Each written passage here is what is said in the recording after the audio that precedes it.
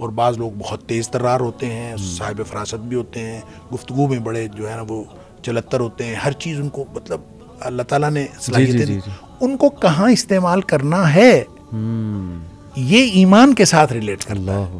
دیکھیں ایک صحابی تھے غالباً قیس بن سعد، غالباً اس کا نام اگر میں بھول نہیں رہا، رضی اللہ تعالیٰ، تو وہ فرماتے ہیں کہ میں اگر نبی پاک صلی اللہ علیہ وسلم سے یہ بات نہ سنی ہوتی نا کہ دھوکہ جو ہے وہ جہنم میں لے جاتا ہے، اگر میں نے یہ نہ سنی ہوتی لَكُنْتُ مِنْ أَمْكَرِ النَّاسِ، میں دنیا کا سب سے بڑا جو ہے وہ لوگوں کو فریب دینے والا ہوتا، مطلب جو اللہ نے مجھے صلاحیت دی ہوئی، تو گویا میں اپنی وہ صلاحیتیں لوگوں کے ساتھ ڈیلنگ میں نہیں استعمال کرتا، کیوں؟ اللہ کا خوف ہے۔ تو اصل چیز جو ایمان اگر انسان کے ساتھ ہو تو آپ کی صلاحیتیں بھی مینٹین رہتی ہیں، آپ ان چیزوں کو کوئی حرج نہیں، کسی کے سامنے آدمی بدھو بن جائے، کچھ نہیں ہوتا، جب آپ اہل ایمان کے ساتھ ڈیل کر رہے ہوں اور کسی وقت آپ کو کوئی چھوٹی موٹی بات ایسی کرنی پڑ جائے تو یہ ایک پورا کلچر ڈیولپ ہوتا ہے جس کو ایمان کا کلچر کہتے ہیں۔ لہٰذا نبی پاک صلی اللہ علیہ وسلم نے دجال کے حوالے سے جب بات فرمائی، صحابہ حیران ہو گئے، کھانے کو کچھ نہیں ہوگا، سارا کچھ اس کے پاس ہوگا، ہر چیز اس کے پاس ہوگی، تو ہم کیا کھائیں گے؟ مطلب سارا کچھ تو اس کے پاس ہے، تو ہم اس کی اگر پیروکار بھی نہیں بننا، اس کے قریب بھی نہیں جانا، تو ہم کھائیں گے کیا؟ آپ نے فرمایا تسبیح، تحلیل اور تکبیر کافی ہوگی، لا الہ الا اللہ کہنے سے پیٹ بھر جائے گا، اللہ اکبر کہنے سے پیٹ بھر جائے گا، سبحان اللہ کہنے سے پیٹ بھر جائے گا۔ آپ اب دیکھیں نا، میں اور آپ سبحان اللہ اور الحمدللہ اور اللہ اکبر کی سارا دن تسبیحات کریں، ہمارا پیٹ تو نہیں بھرتا۔ کیا مطلب؟ اپنے آپ کو اس کا عادی بنائیں، اللہ کے ذکر سے آپ کی بھوک مٹے۔ جب آپ اپنے آپ کو اس طرح کا بنا لیں گے تو پھر آپ سمجھ لیں کہ آپ نے دجال کے مقابلہ کرنے کے لیے پھر آپ کو تیار کر لیا، اور اگر آپ نے یہ نہیں کیا اور وہ ایمان ہی ہے جو آپ کو بچائے گا۔ دیکھیں اس کی ایک اور انٹرپریٹیشن میں نے پہلے بھی ایک دفعہ ہم نے یہاں بات کی تھی تو میں نے عرض کیا تھا کہ نبی کریم صلی اللہ علیہ وسلم نے فرمایا سورہ کہف پڑھا کرو، آپ نے فرمایا میں ہوا، میرے ہوتے ہوئے نکل آیا نا، اور صحابہ ڈر گئے تھے نا، تو آپ نے فرمایا میرے ہوتے ہوئے آ گیا تو میں اس کے ساتھ لڑ لوں گا تمہاری، میں اکیلا کافی، اگر میرے بعد آیا تو تم سب نے خود ہی لڑنا ہے، اپنا اپنا حساب خود کرنا۔ البتہ آپ نے یہ فرمایا کہ سورہ کہف جو ہے نا وہ پڑھا کرو، یہ تمہیں فائدہ دے گی، اور خاص طور پر پہلی 10 آیات کی بات کی کہ پہلی 10 آیات جو ہیں وہ پڑھو، جس نے یہ یاد کر لی، یہ پڑھ لی، وہ دجال کے فتنے سے محفوظ رہے گا۔ صحیح۔ اب یہ 10 آیات کیا ہے؟ اب کیا خیال ہے کہ بس وہ ورڈنگ ہے، صرف الفاظ ہیں، یاد کر لیں بس اور کافی ہے؟ نہیں، وہ ایک پالیسی ہے۔ مطلب وہ 9ویں اور 10ویں آیت کو آپ دیکھیں، ام حسبت ان اصحاب الکہف والرقیم کانوا من آیاتنا عجبا اذ اوى الفتية الى الكهف وقالوا ربنا آتنا من لدنك رحمة وهيئ لنا من امرنا رشدا۔ کیا تم نے یہ گمان کیا ہے کہ اصحاب کہف اور تختی والے یا رقیم والے یہ ایک بس ہماری نشانیوں میں سے ایک نشانی تھے؟ کیا تم نے یہ سمجھ رکھا ہے؟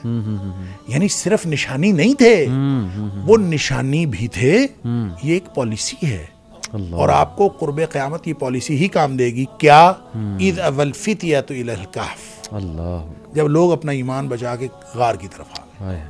لہٰذا آپ ایک غار کریٹ کریں، اور وہ غار کیا ہے؟ یہ کمرہ غار نہیں ہو سکتا، کوئی فزیکل غار نہیں ہو سکتا، ہم کسی فزیکل غار میں چھپ نہیں سکتے۔ دیکھیں اس دنیا میں جہاں برمودا ٹرائنگل کی مسٹری تو موجود ہے، ٹھیک ہے، لیکن ہم کہیں چھپنا چاہیں ہم تو ٹریک کیے جا رہے ہیں، ہم تو ہر جگہ پہ، کوئی جگہ چھپنے کی اس دنیا میں نہیں ہے۔ تو یہ سارا نظام جب دجال کو سپورٹ کرے گا اور اس کا ہی سپورٹ کرنے کے لیے بن رہا ہے، تو ہم کہاں ہوں گے؟ ہم تو اس کے ساتھ مقابلہ نہیں کر سکتے۔ لہذا مقابلہ کس بات پر ہے؟ اذ اوى الفتية الى الكهف، آپ غار کریٹ کریں، اور میرے خیال میں اس ورچوئل ورلڈ کے اندر وہ ورچوئل غار ہی ہوگا۔ آپ ایک ورچوئل غار کریٹ کریں جو ایمان کی بنیاد پر، کیا بات، یعنی میرا آپ کا تعلق ایمان کی بنیاد پر، آپ کا ہمارا ان کے ساتھ تعلق ایمان کی بنیاد پر۔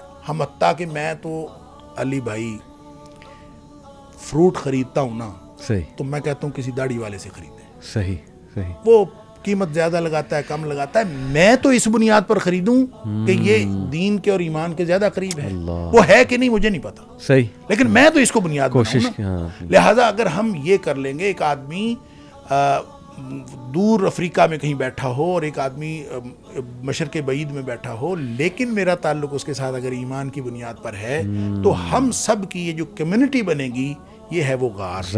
اس دور میں اگر ہم ایمان کی بنیاد پر غار بنا لیں گے تو انشاءاللہ پھر ہمارا یہ ذکر بھی کام آئے گا، پھر ہم یہ ایمان کی بنیاد پر یہ کمیونٹی بچے گی.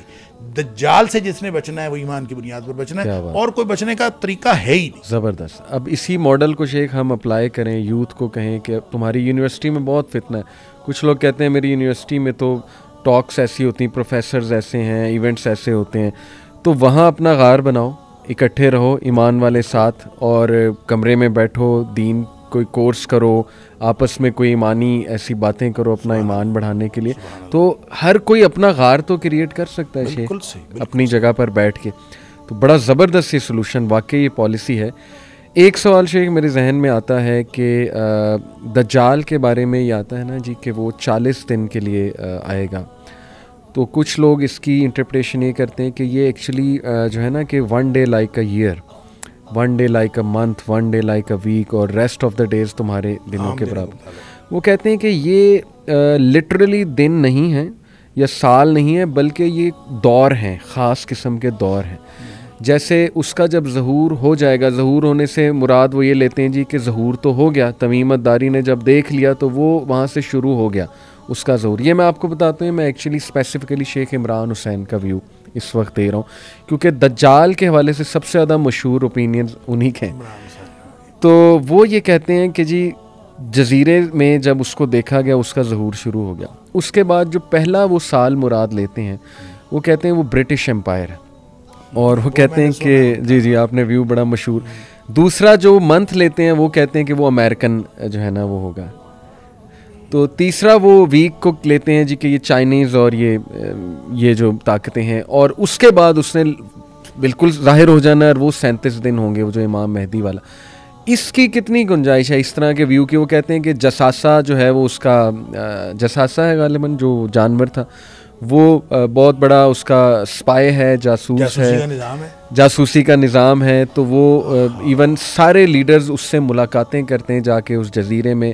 وہ جزیرے کی لوکیشن بھی وہ کہتے ہیں مجھے پتہ ہے، حالانکہ جو وہ آپ نے نام لیا برمودا ٹرائنگل تو ویسٹ کی طرف ہے نا، رسول اللہ صلی اللہ علیہ وسلم تو کلیئر مشرق کی طرف غالباً اشارہ کیا تھا وہ جو تمیم الداری. لیکن دیکھیں نا آپ اگر ادھر سے جاپان کی طرف سے دیکھیں جی تو وہ جو بحر الکاہل کے اندر پیسیفک اوشن کے اندر جو ہے وہاں بھی ایک مسٹری ہے نا، جس کو سیٹینک ویوز کہتے ہیں، ڈیول سی، وہ ڈیول سی ہے بالکل، اور وہاں وہ بھی مسٹری ہے، وہ بھی مسٹری ہے. اچھا اب اس میں دیکھیں ایک طرف برمودا ٹرائنگل ہے اور ایک طرف جو ہے وہ شیطانی موجیں ہیں اور وہ شیطانی سمندر ہے، درمیان میں امریکہ ہے. صحیح بالکل بالکل. اور نبی کریم صلی اللہ علیہ وسلم نے یہ بھی فرمایا کہ شیطان جو ہے خود ابلیس جی اس کا تخت بھی پانی پر ہے. جی ہاں، اور یہ پانی میں رہتا ہے. بالکل ایسے. تو ہو سکتا ہے ان دونوں جگہوں میں سے ایک پہ دجال ہو اور ایک میں شیطان ہو. صحیح.